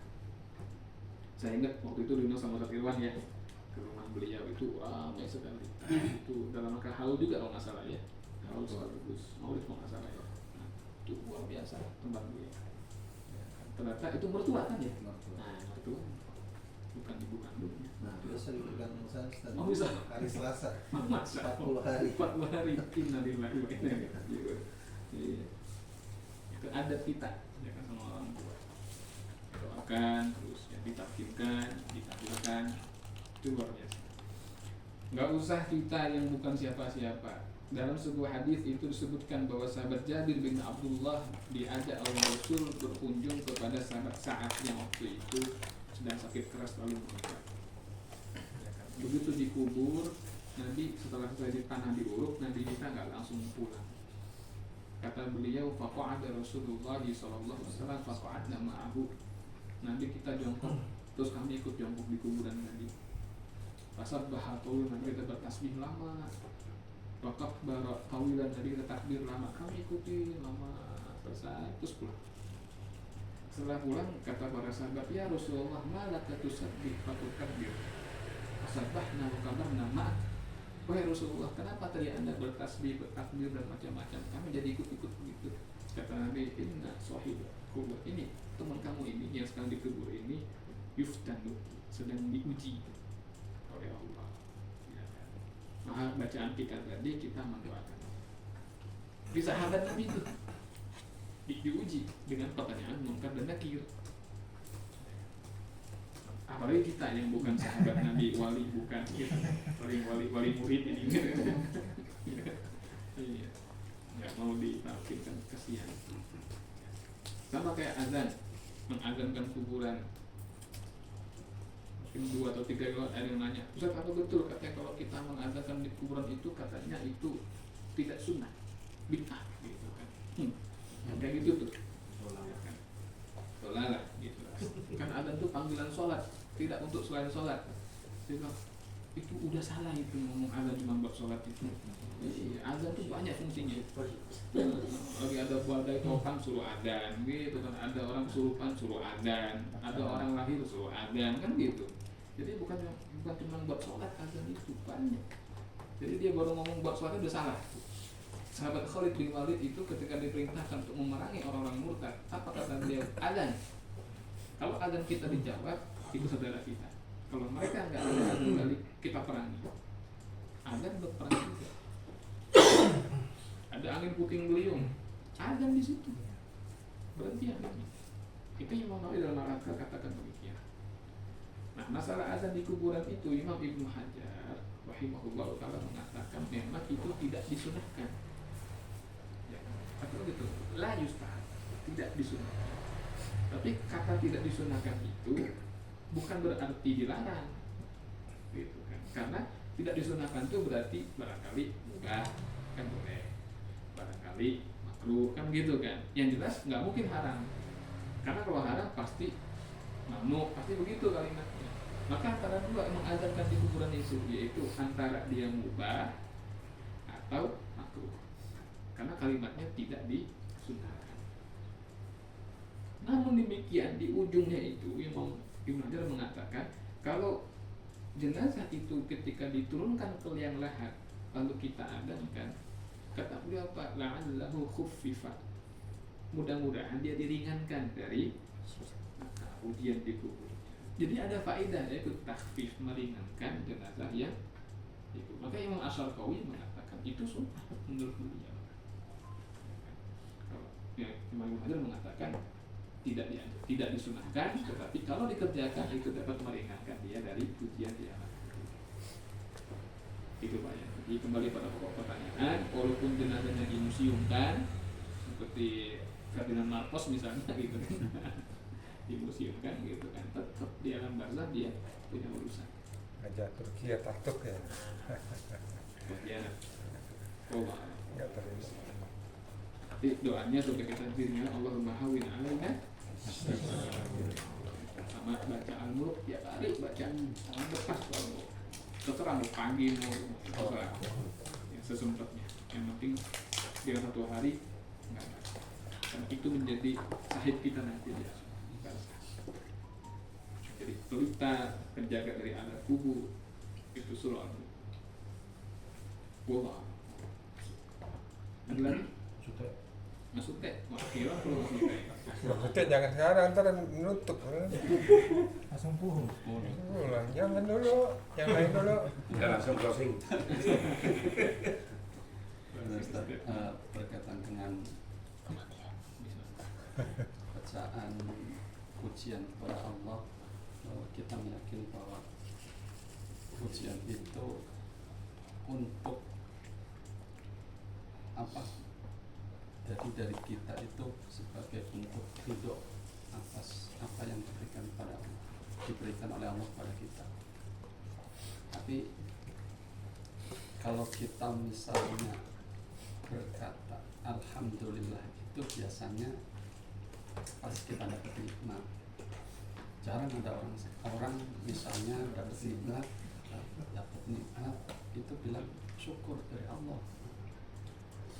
Tapi kata Ustadz kan berbeda antara syukur dengan berpujian dengan Allah. Dan ada juga yang misalnya dia berkata alhamdulillah kadang-kadang untuk sesuatu yang memang nggak layak. Misalnya pada waktu di rumah sakit biasanya kan kalau misalnya pasien ada kentut gitu kan, nah itu berarti tandanya sehat. Nah itu dengan kita diberikan kentut, kita boleh nggak maksudnya mengatakan alhamdulillah, padahal itu kan sesuatu yang kurang layak kepada Allah. Ini berat ini ya. Kentut ya. Jangan langsung ke bagian itu. Yang pertama dulu ya, tentang memuji dan bersyukur kepada Allah. Para ulama mengatakan memuji dan bersyukur itu dua hal yang berbeda, tetapi memang ada keterkaitan. Bersyukur itu terkait dengan pemberian. Syakara yashkuru. Makanya bersyukur ketika diberi kita ucap syukran, terima kasih, karena dia memberi. Jadi kepada Allah, kita bersyukur kepada Allah itu karena ada yang diberi oleh Allah kepada kita. Adapun pujian itu sama sekali kata para ulama nggak terkait dengan pemberian. Allah mau memberi, Allah tidak memberi. Allah itu mu'ti wa mani. Allah memberi, Allah menahan. Allah itu nafi, memberi manfaat. Allah juga ad-dar, yang menimpakan mudarat. Itu semua Allah. Jadi kalau pujian itu nggak terkait dengan pemberian. Pujian itu dikaitkan dengan zat Allah yang memang sudah maha terpuji. Alhamdulillah wa huwa ahaqqu bil hamd. Dan itu hanya Allah. Dan terpujilah Allah pada zatnya, terpujilah Allah pada sifatnya, terpujilah Allah pada perbuatannya, terpujilah Allah pada ketetapan-ketetapannya. Nggak ada hubungan sama pemberian. Itu aslinya begitu tuh. Jadi bersyukur kalau dikaitkan dengan pemberian, pujian nggak terkait dengan pemberian. Nah, lalu salah satu cara bersyukur tadi saya katakan dua kata ini berbeda tapi terkait di ujungnya. Kenapa? Salah satu cara kita bersyukur kepada Allah adalah memuji Allah. Gitu. Nabi Daud alaihissalatu wassalam itu disuruh ibadah oleh Allah. Setelah ibadah sekian lama ditanya oleh malaikat, kamu sudah bersyukur kepada Allah belum dengan ibadah-ibadah kamu ini? Kata Nabi Daud, bagaimana saya mau bersyukur? Saya belum sampai makom bersyukur. Kenapa? Karena sampai sekarang pun, seandainya pun saya bisa beribadah, itu masih pemberian Allah juga. Jadi kapan saya bisa bersyukur? Nah, lalu Allah menjawab, akan syakar tadi. Sekarang kamu baru bersyukur kepadaku. Jadi kalau kita bersyukur itu bagian dari nikmat juga. Kita dapat nikmat, terus kita ucap alhamdulillah. Ucapan alhamdulillah itu bagian dari nikmat Allah juga. Jadi hakikatnya kita diberi lagi. Itu. Ya. Maka dari itu, kalau bersyukur dikaitkan dengan pemberian, biasanya pemberian yang positif dalam pandangan kita. Ya. Sementara pujian itu baik ataupun buruk dalam tanda kutip, itu tetap dianjurkan. Sebagian ulama tasawuf ada yang mengamalkan kalimat alhamdulillahi ala kulli halin wa fi kulli hal. Segala puja bagi Allah atas segala situasi dan dalam segala keadaan. Jadi mau sakit, mau sehat, dia tetap alhamdulillah. Yang kedua tadi, jarang ada orang yang ketika mendapat hal yang tidak dia sukai, dia malah mengucap alhamdulillah. Tapi demi Allah saya temukan itu. Bukan ustadz, bukan santri, bukan siapa. Jadi waktu malam-malam ceritanya, saya sama istri lagi sama anak saya yang bungsu mampir ke Indomaret kalau nggak salah, di Jembatan 8 ada Indomaret. Saya nunggu di parkiran tuh karena anak saya yang cowok nitip kebab, ya kan. Nah, adalah. Lalu di situ ada ibu-ibu, ya, lagi jualan balon yang panjang ini bentuk itu. Untuk hewan memang segala macam. Udah saya si ibu sama anak. Udah saya di parkiran gitu kan. Anak saya kan yang kecil keluar dari Indomaret, kayaknya beli ya gitu kan. Ntar aja nunggu uang kecil, nunggu bunda. Saya masuk lagi tuh. Keluar sama ibu saya. Si ibu tadi lagi bikin, terus dia bikin. Nah pas di tiup yang terakhir itu, meledak. Dan yang pertama terlontar apa kata dia? Alhamdulillah, kenceng, refleks, nggak ada satu detik. Alhamdulillah. Itu demi Allah saya lihat sendiri. Saya langsung, masya Allah. Akhirnya, istri saya bilang, beli sih, orang bener nih gitu. Ini ya, karena beli itu, ya kan, 10.000. Udah, nggak usah kembali harga 7.000 kan, nggak usah kembali. Kata dia, makasih ya Pak, alhamdulillah ya. Refleks ya, orang biasanya kalau astagfirullah gitu kan, astagfirullah gitu kan, itu udah yang bener tuh. Kalau yang nggak bener langsung latah kan keluar. Cepet kata dia gitu kan. Iya. Dia langsung modus, langsung alhamdulillah. Padahal kan dia dengan meledak nanti nggak dapat duit situ kan, ya, ada kerugian. Ada kerugian dari barang dagangannya, dan barangnya bukan barang ini cuma jualin gitu kan. Dapat komisi berapa kali, barangkali begitu. Tapi yang pertama terlontar dari alhamdulillah. Jadi jangan sungkan, jangan ragu untuk mengagumi keimanan hamba-hamba Allah dari siapapun, dari mana. Dan jangan pernah merasa kita lebih baik daripada yang lain. Itu yang kedua. Kemudian yang ketiga tadi tentang perkataan alhamdulillah pada hal yang tidak layak begitu ya. Buang angin ya, itu nikmat atau bukan? Belum selesai. Tanyanya bagus. Tanyanya belum selesai. Pokoknya nikmat ya. Karena ada Apalagi kena korban dari perut ya. Ada peristiwa nih gitu ya. kakak saya Operasi. itu bisa buang angin, operasi gitu. Jadi itu keluar duit banyak. Kalau keluar buang angin kan alhamdulillahnya kencang. Kita keluar dari kamar mandinya, alhamdulillah.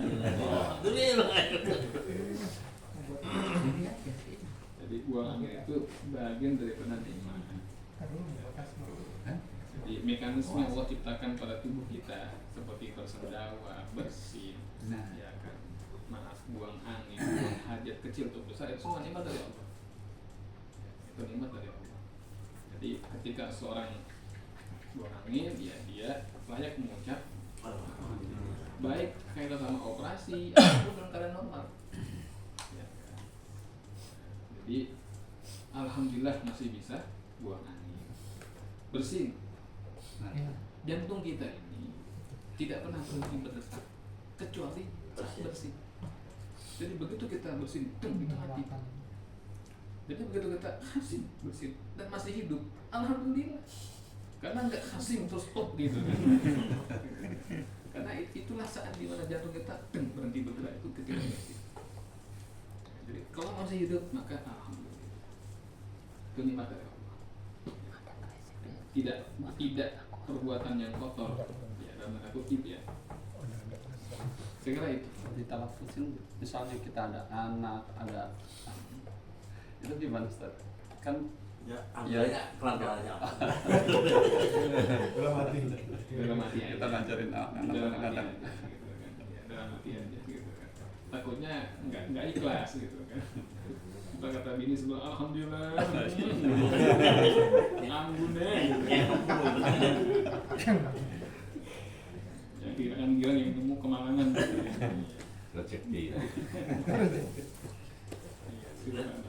Mungkin alhamdulillahnya nggak boleh kalau ada tetangga kita kesusahan gitu, tapi kita nggak senang sama tetangga itu bilang alhamdulillah. Itu bukan bersyukur, syukurin ya. Syukuri. Nah, ya kan, kalau ada tetangga susah kita tampakkan kesusahan. Kalau dia senang kita tampakkan susah. Harus begitu sama tetangga tuh begitu. Dia susah kita tampakkan kesusahan. Wallahu a'lam. Ada lagi? Tadi siapa? Pak Harun ya? Monggo, Pak. Assalamualaikum warahmatullahi wabarakatuh. Ini masalah waris. Nah ini kan ada seseorang perempuan ini, anaknya perempuan semua 3. Oke. Ya. Nah bapaknya ini kan nikah dulu, tapi kan murtad nih si bapak. Oh, gitu. Nah, dia punya anak 3 perempuan. Nah setelah perempuan ini nikah 3-tiganya, baru dia masuk Islam. Siapa tuh? Bapaknya. Si perempuan ini, si anak ini Protet. nikah. Berarti gini, berarti laki-laki ini Islam, Islam awalnya, terus menikah secara Menikah. Islam. nggak Islam, jadi murtad nih Secara si Islam laki-laki. nikah secara Islam. Istrinya Islam. Kan? Istrinya non Muslim. Oke, berarti si laki-laki ini Islam menikah sama seorang non Muslim. Iya, Nah, dia ketika nikah berarti murtad dia. Iya. Oke, terus punya anak 3. Punya anak 3. Tiga-tiganya juga Kristen ya. Kristen awalnya. Oke, nah. Setelah dia nikah, dia masuk Islam. Yang anak. Si anak ini 3-tiganya masuk Islam. Oke. Nah itu gimana dengan warisnya? Si bapak udah meninggal udah? Belum. Ini aku cerita. Kalau misalnya terjadi dia meninggal. Oh. Oke. Pertanyaan yang bagus. Jadi si bapak ini sampai sekarang masih non Islam ya? Iya. Nah, pertanyaannya bagaimana nanti masalah waris kalau kita asumsikan si bapak tadi meninggal dalam keadaan non Islam. Iya. Sementara anaknya udah Islam semua 3-tiganya nih. 3-tiganya. Alhamdulillah. Anak cewek semua yang 3. Iya. Berarti ikut lakinya semua ya? Iya. Masya Allah, itu laki-lakinya berarti. Pertanyaan yang bagus. Jadi Nabi pernah bersabda, la yarisul muslim kafir walal kafir muslim. Seorang muslim tidak boleh mewarisi orang kafir dan orang kafir tidak mewarisi orang Islam. Jadi yang namanya hak waris itu kan diberikan oleh agama, diakui oleh agama kepada ahli waris. Tetapi ada hal-hal yang membuat ahli waris itu mahjub, tertutup dari hak waris. Yang pertama apa? Khilafuddin, jika berbeda agama. Jadi kalau si bapaknya kafir, anaknya Islam, bapaknya mati, nggak boleh anaknya yang Islam jadi ahli waris. Dapat harta waris bapaknya nggak boleh, karena beda agama. Atau sebaliknya, bapaknya Islam, haji fulan, kaya raya, anaknya kafir, murtad. Maka si bapak meninggal, nggak boleh ya anaknya yang kafir mewaris. Jadi kalau sudah berbeda agama, maka tertutuplah pintu waris. Satu. Yang kedua apa? Al-qatlu. Ahli waris ini membunuh orang yang di atas. Entah bapaknya, entah pamannya, entah kakeknya, entah seorang suami membunuh istrinya. Pembunuhan itu menghalangi dia dari hak waris. Seperti kasus Al-Baqarah itu, ingat ya? Nah, kan Anir Bahu Baqarah gitu. Nah, itu kan ada seorang keponakan yang nggak sabar, dia bunuh pamannya dengan harapan dapat harta waris. Itulah kemudian hukum berlaku kata Nabi kita. Sejak saat itu kemudian nggak boleh seorang yang membunuh mendapatkan warisan dari orang yang dia bunuh. Dikatakan ada kaidah di situ, man ta'ajjala 'ala syai'in uqiba bihirmani. Siapa yang tergesa-gesa mendapatkan sesuatu dan dia dapatkan dengan cara yang tidak halal, maka dia dihukum dengan cara apa? Haram dia dapat. Karena dia nggak sabar mau dapat warisan, dia bunuh pamannya, maka jadi diharamkan. Jadi berbeda agama dan pembunuhan itu menghalangi seorang dari waris. Nanti ada lagi itu yang disepakati nih oleh para ulama semua mazhab. Nanti ada khilaf sedikit, misalnya apa, ahli warisnya ini maaf, ya kan, apa gangguan mental kejiwaan gitu, gila misalnya. Nah, itu ada yang mengatakan oh ini nggak bisa dapat ini gitu kan. Ada yang mengatakan harus ada yang ngurus, nanti walinya dapat manfaat lah gitu. Tapi secara umum dua ini sepakati. Walhasil, kalau melihat kepada apa yang tadi Bapak sampaikan, selama si bapaknya itu masih kafir dan barangkali nanti matinya kafir, maka tidak boleh si anak ini mendapat waris. Kalau gitu gimana Ustaz? Ya kalau dulu jangan jadikan waris. Mumpung bapaknya masih hidup, bagi aja hartanya. Kan kalau hadiah, orang kafir ngasih hadiah, orang Islam boleh? Boleh dong. Iya kan? Boleh. Misalnya nih Pak Adi punya bosnya orang Cina gitu kan, kafir, terus ngasih hadiah, ngasih motor, terima nggak? Terima. Kalau nggak mau suruh ke rumah saya. Terima, ngasih motor. Mas Fajar bosnya gitu kan, dari mana, Taiwan misalnya, tahu-tahu oh Fajar kamu bagus kerja ya, umrohin kamu, berangkat umroh nggak? Berangkat. Orang kafir Ustaz yang ngongkosin. Nah, duitnya gimana? Ya bodo amat duit dia gitu kan, ya. Kita dia bos gitu kan. Kecuali dia kita tahu kerjaannya haram, baru dia kerjaannya kita tahunya baik gitu kan, kita kerja sama dia juga baik-baik, dikasih umur berangkat. Hadiah dari orang kafir itu boleh. Nabi mendapat hadiah banyak dari orang kafir. Nabi dapat sutra dipakai sama Rasul, Nabi dapat keledai dipakai sama Rasul. Bahkan Mukaukis, gubernur Mesir yang Kristen, menghadiahkan seorang jariyah, budak perempuan, kepada Rasul. Nabi terima dan Nabi nikahi, yaitu Sayyidah Maria Al-Qibtiyah.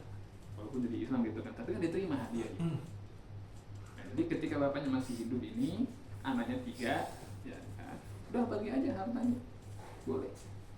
Ya kan, karena hukum waris itu adalah hukum alternatif ketika nggak ketemu.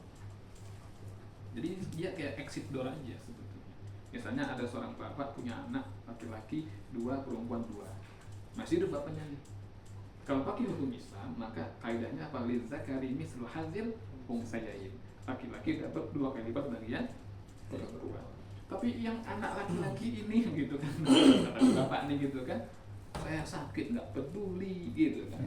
Anak saya yang perempuan ini yang ngurus saya, yang tapi miskin gitu kan. Kasihan nih. Udahlah saya bagi rata aja harta saya. Ya kan saya bagi semua 50, udah bagi 4. Boleh begitu? Boleh. Gak apa-apa, bagi aja. Ya kan, mau masih hidup. Gitu kan. Boleh itu langsung dibagi gitu kan. Bahkan ketika si bapak itu meninggal, misalnya, si bapak itu meninggal, lalu terjadi rembukan antara 4 anak ini bersama dengan ibu misalnya. Kata ibunya, udahlah bagi 4 aja, gimana? Bagi 5 sama ibu mari kita capek rumah ini. Kasihan soal adik kamu belum mapan, bla bla bla bla. Ya udah, Bu, bagi 4. Udah, halal. Hukum warisnya di mana? Kalau ada 1 aja, saya nggak setuju, baru tuh bagi waris. Tapi kalau setuju, maka bagi rata saja. Itu nggak apa-apa. Jadi hukum waris itu menjadi solusi ketika nggak ada titik temu di antara para ahli waris itu. Kalau ada, maka musyawarah, mufakat itu diakui oleh anak. Jadi itu. Tapi tidak haram hukumnya. Iya, kalau seperti itu tidak haram hukumnya. Enggak. Kalau misalnya gini tak, misalnya 4 bersaudara misalnya gitu, Iya. masih muslim gitu, ini dapat Warisan. ya, terwaris, masih hidup tuh. Kalau misalnya udah meninggal, tapi dia keadaannya kufur, gimana? Udah dapat Kufur atau kafir nih? Kafir. Sebentar ya. Yang meninggal adalah Pokoknya dia saudaranya yang di antara itu yang Ahli waris. ahli waris. Dia dapat Satu murtad. satu murtad. Ikut ah. bapaknya dia itu setelah meninggalnya si almarhum bapaknya atau sebelumnya? Belum. Ya nggak dapat. Dapat. Nggak dapat. Terus kalau misalnya gini, dia punya anak, kita dapat waris nggak? Anaknya. Anaknya yang Cucunya lah, murtad, cucunya lah. anak yang murtad tadi. Ah, Anak laki-laki itu kalau dia berarti cucu laki-laki ya, cucu laki-laki itu kalau si kakek ini punya anak laki-laki, maka cucu laki-laki itu mahjub, tertutup. Jadi anaknya nggak dapat manfaat. Tapi kasihan Ustaz, kalau kita kasihan begini caranya, harta waris tadi dibagi kepada ahli waris yang Islam ini. Nah, lalu katakanlah dari tinggal 3 bersaudara nih, yang 3 ini kemudian kita kasih sesuatu nih buat ponakan kita walaupun dia kafir, kasihan gitu kan, karena ada kekerabatan aja gitu kan, kasih tapi bukan sama waris jadinya kan, sedekah dari kita yang muslim kepada ponakan. Dia nggak punya hak waris ya. Enggak punya hak waris. Udah terputus ya. Iya, berbeda agama.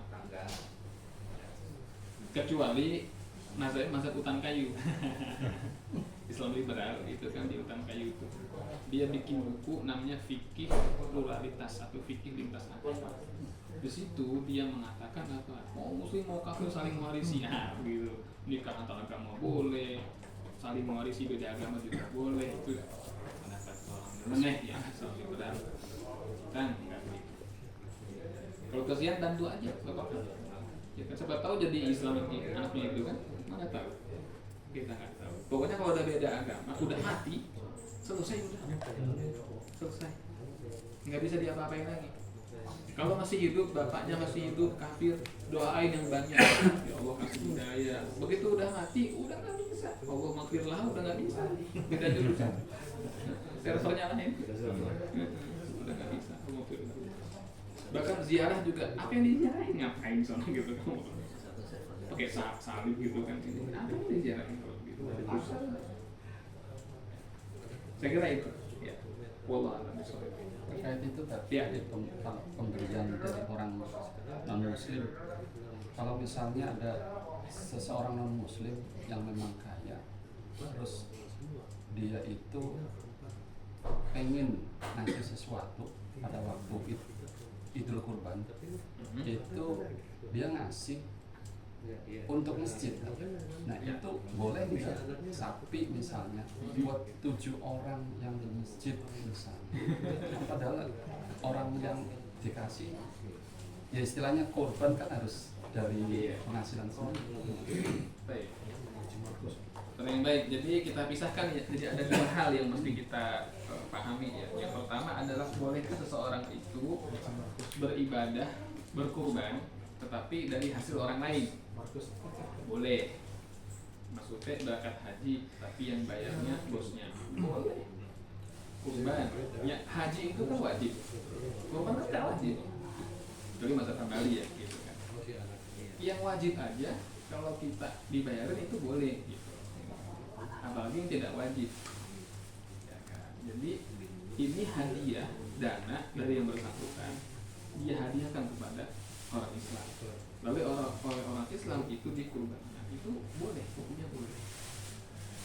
Jadi kurban sapi tadi menjadi atas nama dan dari orang Islam yang 7 orang ini, bukan menjadi atas nama Pak Robert tadi misalnya gitu. Anggap namanya Robert misalnya gitu kan, dia nggak dapat apa-apa dari si Robert itu. Yang dapat adalah orang yang diberikan itu. Jadi itu boleh saja. Atau sebaliknya, Pak Robert ini misalnya dia nyumbang 1 ekor sapi sendiri, datang ke panitia, Pak Mami ini kurban saya ya gitu kan. Satuannya. Nah, misalnya gitu tuh, ya Pak Mami terima aja langsung, alhamdulillah. Kita salam dulu Pak, itu saya setuju. Oh jangan. Setuju kan? Gitu ya. Jangan langsung asal-asal aja gitu kan. Ya udah terima Pak, terima kasih. Nanti begitu pengumuman jangan sebut kurban, sapi nomor 1 dari Pak Robert gitu. Jangan dibilang kurban, jangan tapi untuk kurban dari Pak Robert semoga tidak usah. Karena enggak itu kurban. Itu hadiah aja dia. Kasih hadiah dari dia. Ya, enggak dapat apa-apa dia gitu kan. Tapi kalau dia ngasih sesuatu kita terima. Cuma enggak bisa disebut kurban. Ya. Saya kira itu. Ya. Jadi dari Iya, langsung aja. Pokoknya anak aja kan, nggak ke cucu ya. Ya, Bapak, apa nih maksudnya nih? Waris itu. Jadi bukan ke cucu. Kalau anaknya cewek, dia punya cucu laki-laki, cucu laki-laki dapat. Tapi kalau anaknya ada yang cowok, maka cucu laki-laki tertutup mahjub karena adanya anak laki-laki. Tapi kan tidak mustahil ada seorang bapak punya anak perempuan 3 cewek semua. Nah, yang satu meninggal, anak pertama cewek itu meninggal. Tapi si anak pertama ini katakanlah punya cucu gitu kan, laki-laki, bisa dapat cucu laki-laki tadi. Ya kan? Jadi patokannya selama masih ada anak laki-laki, maka generasi laki-laki yang lebih muda itu cucu, cicit itu keblokir sama yang anak laki-laki tadi. Kecuali anak laki-laki ini murtad misalnya, maka langsung skip dia, hilang. Langsung hilang aja kalau bisa. Langsung hilang.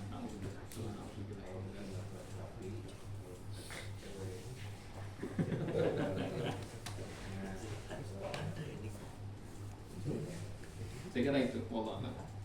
Baik, ada lagi terakhir barangkali? Kang Iman, cukup? terakhir dari Nah, yang terakhir masuk tanya saya lagi. Saya nggak lihat Pak Tony nih. Oh ada. Ini ada. Jangan dia. Saya kira udah pulang dulu kan. Oh ya. Kalau nggak ada cukup ya. Nah, mudah-mudahan yang kita baca kali ini walaupun singkat tapi bermanfaat. Amin. Amin ya rabbal alamin. Mudah-mudahan Allah Ta'ala merahmati kita semua dan kita dapat kembali meneruskan kajian kita pada waktu-waktu yang mendatang. Alhamdulillah. Terima kasih atas kehadiran Bapak-bapak, jamaah, lebih khusus Sahih Fillah wa Ta'ala Ustaz Muhammad Irwan dan keluarga. Mudah-mudahan selalu Allah berikan kesehatan, keberkahan dan kemanfaatan, membanggakan Rasulullah dalam berkhidmat dan mengurusi umat Nabi Muhammad sallallahu alaihi wasallam. Dan sebelum baik Pak Adi, Bapak Adi apa? Mudah-mudahan beliau dan keluarga yang sudi kesempatan diberikan keberkahan. Amin. Amin. Amin. Amin ya rabbal alamin. Qulatul majlis subhanallahi wa bihamdika asyhadu an la ilaha illa anta astaghfiruka wa atubu ilaik. Allahumma shalli ala sayyidina Muhammad wa ala ali sayyidina Muhammad. Assalamualaikum warahmatullahi wabarakatuh. Waalaikumsalam warahmatullahi wabarakatuh.